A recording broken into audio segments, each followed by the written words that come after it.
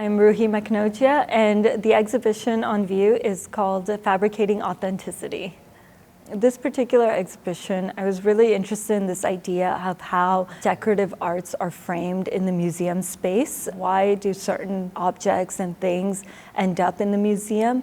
And something that really stuck with me was the Ardebil shrine rugs. The actual rugs themselves were created during the Safavid dynasty in Iran, and they were created as two pairs. This idea that the threads would be dyed at the same time and woven at the same time, so that when the rugs age, they age at the same rate. So even the colors of the rugs are fading or even becoming richer over time at the same rate. And this was a very important concept in Iranian history, in Iranian culture, this idea of mirroring or twinning. So in this exhibition, the mirror, the idea, the concept of the reflection became very important. And bringing that architectural and cultural reference in as a material into this exhibition became an important concept. Even though the exhibition is about the rug, the mirror becomes another material that speaks to the rug.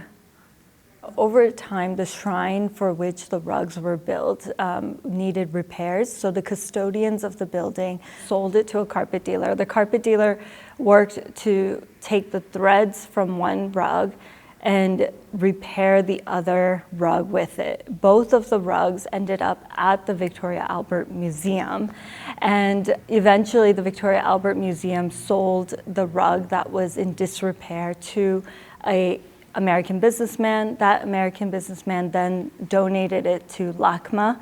The fact that this is such a prized object of the Victoria Albert Museum, but there's very little mention about its twin or the existence of a twin, or even that this is a restored object. The history of the rug has such a beautiful story to it, not only how it was produced, but then how it traveled to a different part of the world. And the obscuring of that history is the question that this exhibition is interested in exploring. What does it mean, and why do certain narratives get shaped in a certain way, and who are those narratives for?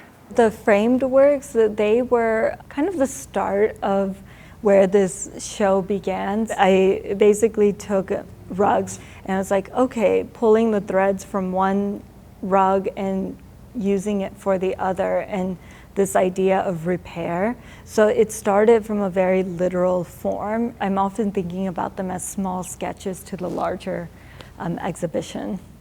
The two mirrors that are in the exhibition, they were hand etched. So the patterning itself, the central medallion, is from the Ardabil shrine rug, and it was inspired from that, carving out each of those patterns by hand, and then it was sandblasted in the back. The mirror itself, there is this spiritual concept of it, and even a Sufi concept of the esoteric and the exoteric, this notion of the inner, the outer, what we might even say the yin, the yang kind of thing, this notion of what is reflected, what is truth, what is seen, what is not, the heavenly skies, or even the plane of a mirror sitting outdoors and the sky being reflected.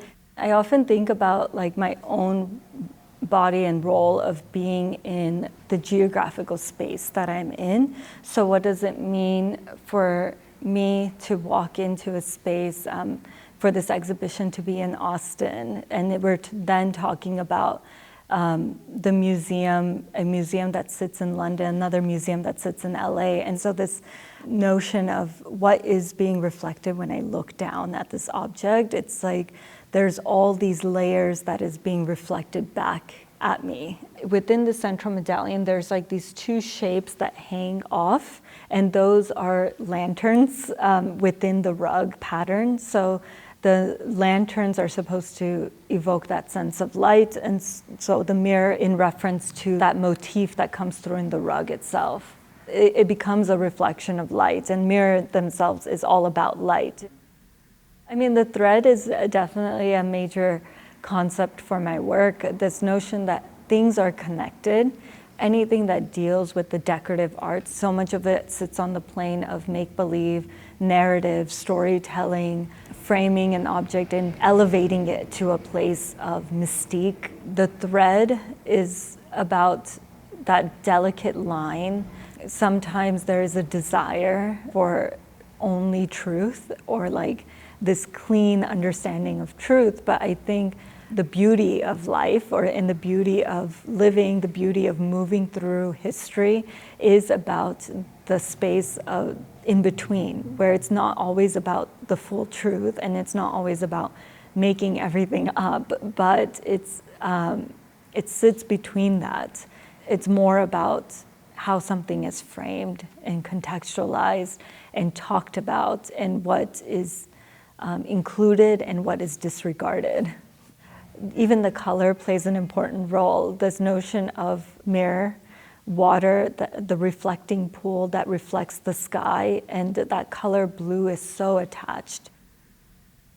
The platforms themselves are divided into 4 parts to reference the charbagh, or the 4 parts that are found in Mughal gardens or even Persian gardens. If you look closely in the mirror, there is a faint line that divides the mirror into 4 parts as well. So I feel like a big component of being an artist is pushing the boundaries of what we do and trying new things out. So this is the first exhibition that I worked on where painting was not the dominant material or the medium that was being presented, but then the moments on the wall where the painting does come through also connects back to my larger practice as an artist. Something I would want people to take away from this exhibit is being able to walk in and just enjoy it for what it is visually. And then the second would be that what they see is powerful enough that it leaves them with questions and a desire to know more.